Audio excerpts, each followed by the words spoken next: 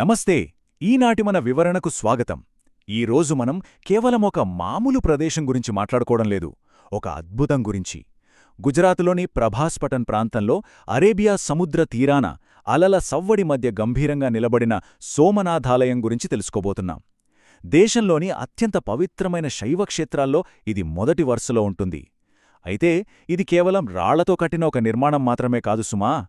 తరగని విశ్వాసానికి, ఎన్ని కష్టాలొచ్చినా మళ్లీ మళ్లీ తలెత్తి నిలబడే దృఢత్వానికి ఇదొక సజీవ సాక్ష్యం. అసలు ఈ అద్భుతమైన క్షేత్రం వెనుక ఉన్న ఆసక్తికరమైన కథను, చరిత్రను ఈరోజు మనం వివరంగా అర్థం చేసుకుందాం. సరే, ఆలస్యం చేయకుండా అసలు విషయంలోకి వెళ్దాం. ఈనాటి మన ప్రయాణంలో మనం ముఖ్యంగా 4 విభాగాలను చూడబోతున్నాం. దైవిక మూలం, చరిత్రలో ఇది ఎదుర్కొన్న దాడులు మరియు పునర్నిర్మాణాలు, అద్భుతమైన వాస్తుశిల్పం, చివరగా ప్రయాణానికి అవసరమైన దర్శన ప్రణాళిక. మొదటి విభాగం దైవిక మూలం, చంద్రుని పౌరాణిక కథ. అసలు ఈ పవిత్ర స్థలానికి ఆ దైవిక శక్తి ఎలా వచ్చిందో చూద్దాం. ఇక్కడ మనం ముందుగా తెలుసుకోవాల్సిన ఆసక్తికరమైన విషయం ఒకటుంది.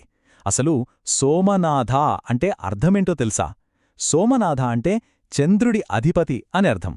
ఇక్కడ కొలువైన ప్రధాన దైవం శ్రీ సోమనాథేశ్వర స్వామి. ఇంకో విశేషమేమిటంటే, మన దేశవ్యాప్తంగా సాక్షాత్తు పరమశివుడు అనంతమైన కాంతి రూపంలో స్వయంభూగా వెలసిన 12 పవిత్ర జ్యోతిర్లింగాలుంటే వాటిలో ఈ సోమనాథ ఆలయం మొట్టమొదటిది. ఈ మొదటి జ్యోతిర్లింగం ఇక్కడే ఎందుకు ఏర్పడిందో తెలుసుకోవాలంటే మనం పురాణాల కాలంలోకి వెళ్లాల్సిందే. పురాణాల ప్రకారం చూస్తే చంద్రుడికి దక్ష ప్రజాపతి 27 మంది కుమార్తెలను ఇచ్చి వివాహం జరిపిస్తాడు. వీళ్లే మనం చూసే 27 నక్షత్రాలు. కాని చంద్రుడు వాళ్లందర్లో ఒక్క రోహిణీనే మాత్రమే ఎక్కువగా ప్రేమిస్తూ మిగతా వాళ్లని పట్టించుకోలేదట. దాంతో తీవ్ర ఆగ్రహానికి గురైన దక్షుడు చంద్రుడి తన తేజస్సును పూర్తిగా కోల్పోయేలా క్షయవ్యాధితో శపించాడు. ఆ భయంకరమైన శాపము నుంచి బయటపడటానికి చంద్రుడు సరిగ్గా ఇదే ప్రభాస్పటన్ ప్రాంతంలో శివుని కోసం ఘోర తపస్సు చేశాడు.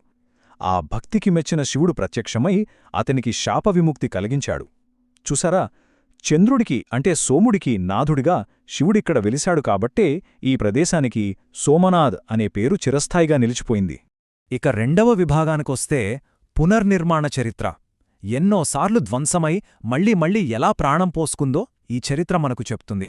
ఈ ఆలయ కాలక్రమాన్ని మనం తటస్థంగా పరిశీలిస్తే ప్రాచీన కాలం నుంచి మధ్యయుగం వరకు ఇది ఎన్నో విదేశీ దండయాత్రలను ఎదుర్కొంది.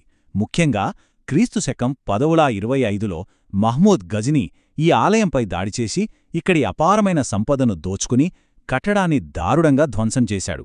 కాని ఆశ్చర్యమేమిటంటే, భక్తుల అచంచలమైన విశ్వాసం ముందు ఆ దాడులు నిలబడలేదు.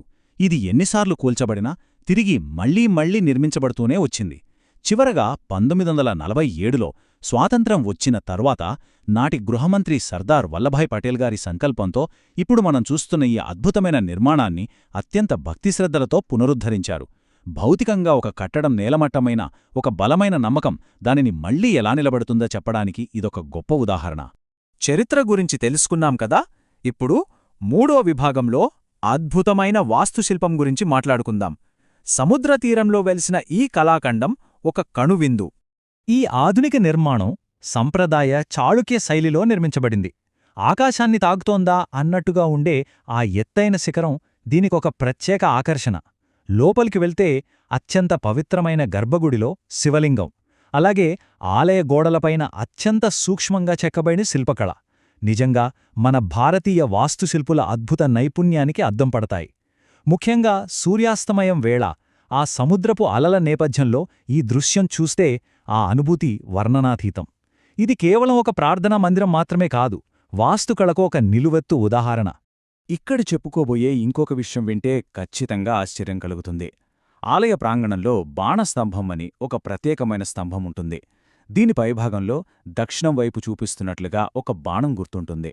ఆ బాణం సూచించే దిశలో, అంటే ఈ సోమనాథ్ నుంచి ఏకంగా దక్షిణ ధ్రువంలోని అంటార్క్టికా వరకు మధ్యలో ఒక్కటంటే ఒక్క భూభాగం కూడా లేదు. ఆ దారిలో ఉన్నదంతా విశాలమైన సముద్రమే. అసలు వందలేళ్ల క్రితమే మన పూర్వీకులకు భూగోళశాస్త్రం పట్ల ఎంత ఖచ్చితమైన అవగాహనుందో ఆలోచిస్తే నిజంగా అద్భుతమనిపిస్తుంది కదూ. సరే, ఇంత అద్భుతమైన ప్రదేశం గురించి విన్నాక ఒక్కసారైనా అక్కడికి వెళ్ళి తీరాలి అనిపిస్తుంది. అందుకే మన చివరి విభాగం దర్శన ప్రణాళిక. ప్రయాణం చేయాలనుకునేవారికి ఇదొక పర్ఫెక్ట్ గైడ్ లాంటిది.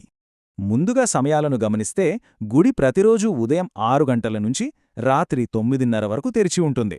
ఇక రోజుకు 3 సార్లు అంటే ఉదయం 7 గంటలకు, మధ్యాహ్నం 12 గంటలకు, మళ్లీ సాయంత్రం 7 గంటలకు జరిగే హారతి కార్యక్రమం కన్నుల పండుగగా ఉంటుంది. ఇదంతా ఒక ఎత్తైతే పర్యాటకుల కోసం సాయంత్రం వేళ ఏర్పాటు చేసే లైట్ అండ్ సౌండ్ షో మరో ఎత్తు. చీకటి పడ్డాక ఆలయ చరిత్రను ఆధునిక లైటింగ్, శబ్దాలతో కళ్లకు కట్టినట్టు వివరించే ఈ ప్రదర్శన అస్సలు మిస్ కాకూడని ఒక అద్భుతమైన అనుభవం. ఇక అక్కడికి ఎలా చేరుకోవాలి అనే సందేహం రావచ్చు. అన్ని ప్రధాన రవాణా మార్గాలు బాగానే అందుబాటులో ఉన్నాయి.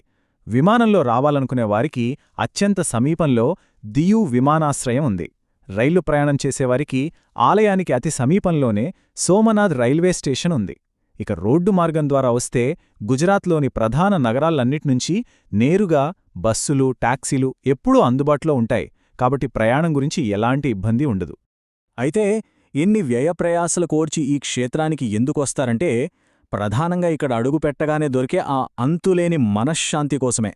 జన్మజన్మల పాపాలు తొలగిపోయి పాప విమోచనం కలుగుతుందని ప్రగాఢమైన నమ్మకం.